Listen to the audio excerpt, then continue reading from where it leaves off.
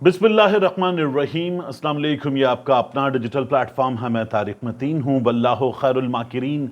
अल्लाह सबसे बेहतर तदबीर फरमाने वाला है, वही बचाएगा मेरे देश को बलाओं से जो बारिश में शजर से घोंसला गिरने नहीं देता, क्योंकि उसकी तदबीर तमाम तदाबीर की इमाम है। आज पीर का दिन है, नवंबर की 3 तारीख है। और मैं आपको एक चीज़ बताऊँ, इस वीडियो के मौज़ूआत आपने थंबनेल पे देखे।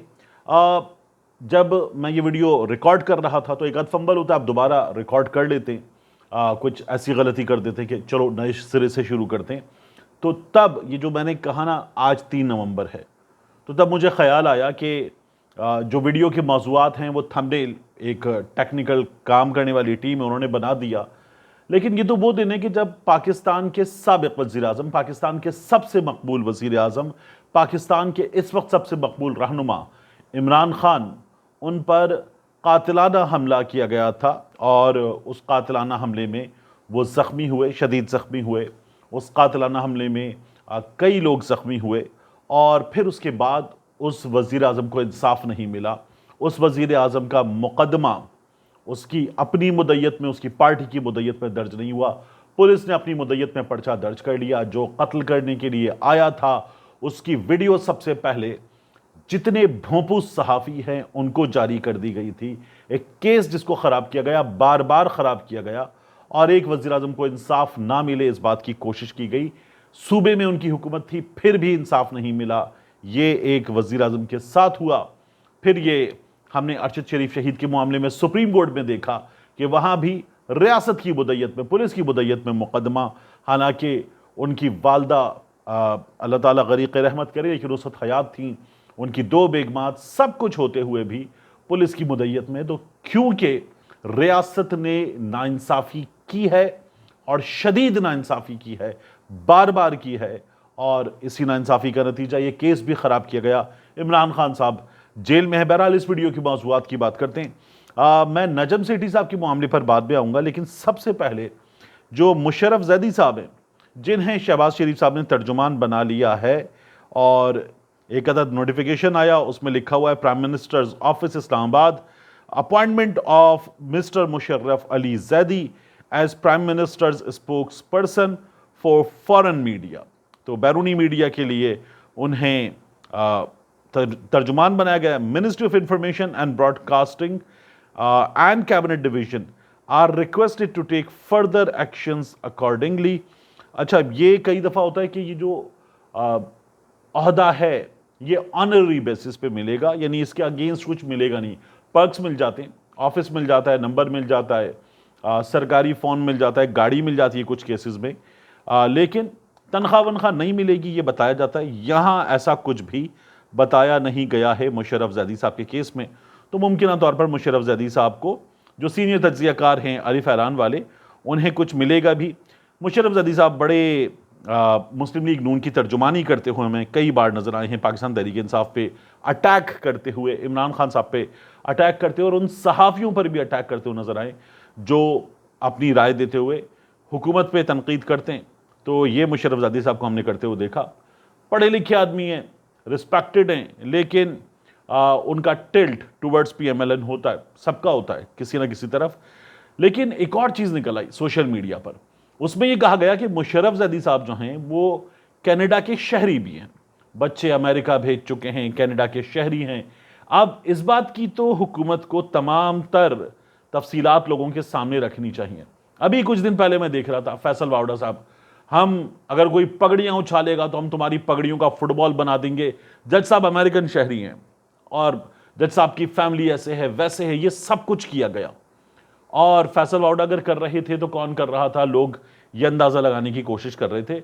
अब मुशर्रफ ज़ैदी साहब, उनका एक ट्वीट भी, ये ट्वीट है 15 जून 2016 का, वो भी वायरल हो रहा है।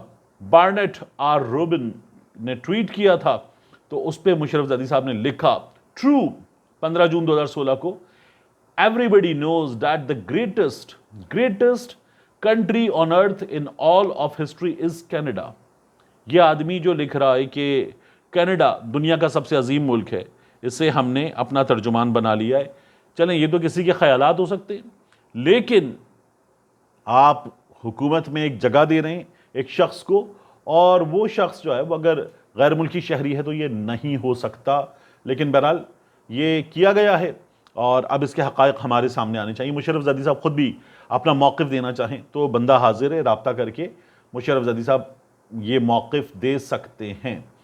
اب اس کے علاوہ میں آپ سے عرض کروں کہ پاکستان تحریک انصاف نے بڑا ٹھیک ٹھاک چیلنج رکھا اس حکومت کے لیے، اور جب انہوں نے کہا کہ ہم سب سے پہلے یہ کریں گے کہ جو ریڈیو پاکستان پہ حملہ ہوا، ریڈیو پاکستان کی بلڈنگ کو 9 مئی کے واقعات میں 24 گھنٹے چلے، کہیں 36 گھنٹے چلے، ان میں آگ لگا دی گئی، تو ہم ریڈیو پاکستان کی، اور پشاور میں یہ ہوا تھا نا، تو ہم ریڈیو پاکستان کی عمارت پر ہونے والے حملے کی انکوائری کا حکم دیں گے۔ شفیع جان صاحب، مینا آفریدی صاحب آئے، انہوں نے کہا اسٹیبلشمنٹ نے کیا تھا، ہم پہ ڈالا گیا تھا اور ہمارے خلاف کیا گیا تھا۔ وہ تو پھر اس کے بعد میں دیکھ رہا تھا کہ ان میں عرفان سلیم صاحب آ گئے، انہوں نے کہا جو کیا گیا، ہمارے ورکرز کو گولیاں ماری گئیں، ایک ایک چیز بتاؤں گا، ہمارے ورکرز شہید کیے گئے، زخمی کیے گئے، زخمیوں میں سے بعض آج بھی مکمل طور پر معذور ہیں، سب بتاؤں گا، انکوائری کمیشن میں پیش ہوں گا، ایک ایک چیز سامنے رکھوں گا۔ تو یہ پاکستان تحریک انصاف اگر کرنے جا رہی ہے تو اس کو بڑا سراہا جا رہا ہے پاکستان تحریک انصاف کے سرکلز میں، لیکن لوگ یہ کہہ رہے ہیں کہ یار یہ جو ہیں یہ ریاست سے ٹکرا رہے ہیں۔ اب مجھے کوئی اس سوال کا جواب دے کہ ریڈیو پاکستان کی عمارت پہ حملہ ہوا، اس کی عدالتی انکوائری ہوتی ہے، تو اس میں ریاست سے ٹکرانے کی کیا بات ہے؟ عدالت اس کی چھان بین کرے اور ہمارے سامنے رکھے کہ کون تھا۔ حکومت کہہ رہی ہے، حکومت کون ہے؟ حکومت لوگوں کے ووٹوں سے آئی ہے، تو لوگ کہہ رہے ہیں کہ حقیقت سامنے رکھو، سی سی ٹی وی فوٹیج سامنے لاؤ۔ تو سی سی ٹی وی فوٹیج میں یہ جو کلپ ہوتا ہے نا کہ یہ بندہ تھا، دیکھ لو، یہ 1.5 سیکنڈ کا یا 3 سیکنڈ کا اس کا کلپ ہے یہاں پر، اور یہ اس کا چہرہ کیمرے میں گھوم کے آ گیا، یہ نہیں۔ وہ کہہ رہے ہیں کہ ٹھیک ہے، پھر اس روز کی جب یہ حملہ ہوا اس سے کوئی گھنٹہ پہلے کی فوٹیج سامنے لائیے، اور بلکہ اس دن کی شروع سے آخر تک فوٹیج سامنے لائیے، اور اس فوٹیج کو ایک باقاعدہ طور پہ کمیشن کو دیجیے، ہم بھی دیکھیں گے، چیزیں دیکھیں گے، نکال کے لائیں گے، پوری کوئی 36-48 گھنٹے کی فوٹیج جس کا جائزہ لیں گے، سامنے لائیں۔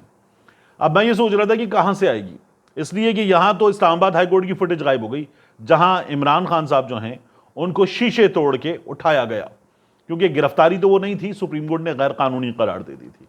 اس کے علاوہ ہمارے ہاں بار بار فوٹیجز غائب ہوئی ہیں۔ ابھی ایمان مزاری صاحبہ نے اسلام آباد ہائی کورٹ میں کہا کہ اس دن کی جب جج صاحب نے جو کہا نا کہ ہادی صاحب پکڑ لیا نا، تو وہ فوٹیج جو ہے وہ دیجئے، تو نہیں ملتی ایسی چیزیں۔ اب یہ ہے تو خیبر پختونخوا میں، پشاور میں، لیکن ہے عطا تارڑ صاحب کے انڈر، ان کی منسٹری کے انڈر۔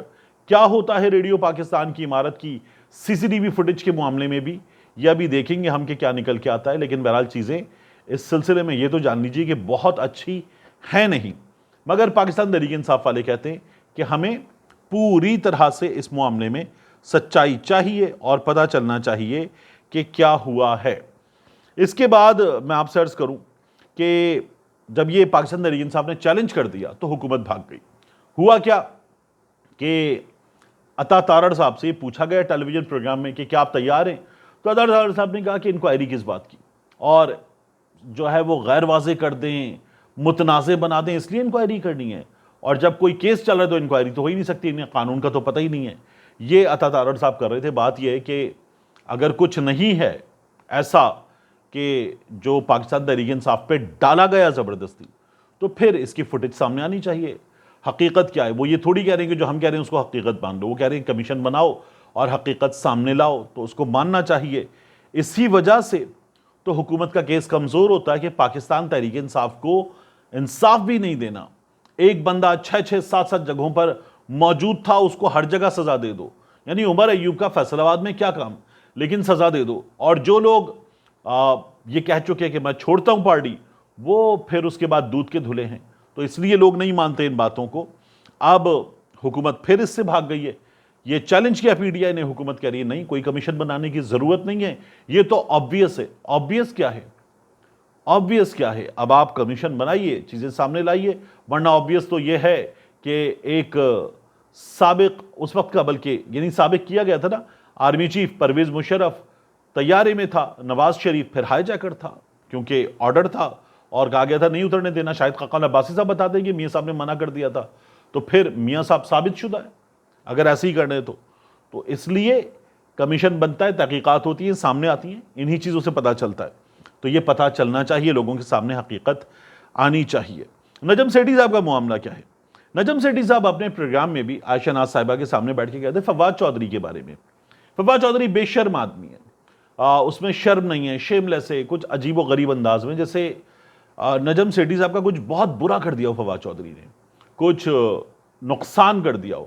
عائشہ ناز صاحبہ ذرا صاحب وہ جو ان کا انداز ہے، آنکھیں ان کی کھلتی ہیں پوری زبردست زور سے اور وہ کہتی ہیں، اور وہ نجم سیٹھی صاحب اس کے بعد بات کرتے ہیں، پھر ہنسی ہوتی ہے. تو وہ کہنے لگے شیم لیس آدمی ہے، بے شرم آدمی ہے، شرم نہیں آتی اس کو. اور اس کے بعد سیٹھی صاحب کو کچھ ایسا ہوا کہ ٹویٹر پہ آئے اور سیٹھی صاحب نے یہ ٹویٹ دونوں بار کیا، انگلش میں بھی کیا، اردو میں بھی کیا، اور فواد چودھری صاحب پہ اٹیک کیا. اب یہ کہتے ہیں کہ فواد چودھری کبھی میرے دوست ہوا کرتے تھے، پھر انہوں نے دوستی کو اپنے سیاسی مفادات کی بھینٹ چڑھا دیا، اور اب جب میں نے ان کی سیاسی موقع پرستی کی نشاندہی کی تو وہ مجھ پر جھوٹے توہین آمیز الزامات لگا رہے ہیں. آگے دیکھتے ہیں. یعنی نجم سیٹھی صاحب کہہ رہے ہیں کہ دیکھتے ہیں اور کیا ہوتا ہے. تو سیٹھی صاحب جو ہیں وہ تو میاں صاحب کے ساتھ کشتی میں سوار ہوتے ہیں. سیٹھی صاحب جو ہیں وہ مسلم لیگ نون کے ہمیں بڑے قریبی نظر آتے ہیں. سیٹھی صاحب وزیر اعلیٰ پنجاب بنائے جاتے ہیں، چیئرمین پی سی بی بنائے جاتے ہیں. سیٹھی صاحب میاں صاحب کے قریب ترین آدمی ہیں. سیٹھی صاحب پہ جب تشدد ہوا وہ بھی میاں صاحب کے کارناموں میں سے ایک کارنامہ ہے. لیکن سیٹھی صاحب کے بہت ہی اچھے تعلقات ہیں میاں صاحب سے. ایک کشتی میں، آکسفورڈ میں، انگلینڈ میں، جھیل میں سفر کرنا، تو دیر از نتھنگ لائک اٹ کہ سیٹھی صاحب کی اور میاں صاحب کی جیسی دوستی ہے. تو اب اگر وہ فواد چودھری صاحب کو نشانہ بنا رہے ہیں تو اس لیے بنا رہے ہیں میری رائے میں، بڑے اور بہت بڑا نام ہے سیٹھی صاحب کا. لیکن سیٹھی صاحب جو ہے وہ ذرا جو دوستی ہے نا، کہ فواد چودھری کے بھی میرے دوست ہوا کرتے تھے، وہ میاں صاحب سے دوستی جو ہے اس کو آگے چلا رہے ہیں، اس کو بڑھا رہے ہیں. باقی فواد چودھری جو ہیں انہوں نے سیٹھی صاحب کا کیا کر لیا؟ یعنی فواد چودھری صاحب جو ہیں وہ کہہ رہے تھے کہ پہلے وہ بشارت صاحب پہ بات کر رہے تھے اور پھر اس کے بعد مجھ پہ اب یہ بات کر رہے ہیں. تو فواد چودھری صاحب نے کچھ بہت سیریس اٹیک نجم سیٹھی صاحب پہ کیا ہو یہ تو مجھے نظر نہیں آیا. لیکن نجم سیٹھی صاحب جو ہیں وہ آگ بگولا ہو چکے ہیں. اب دیکھتے ہیں اس میں سے کیا نکلتا ہے، کیونکہ سیٹھی صاحب بھی کہہ رہے ہیں کہ ابھی اس میں سے وہ کچھ اور نکالیں گے. ملتے ہیں انشاءاللہ آپ سے اگلی ویڈیو میں.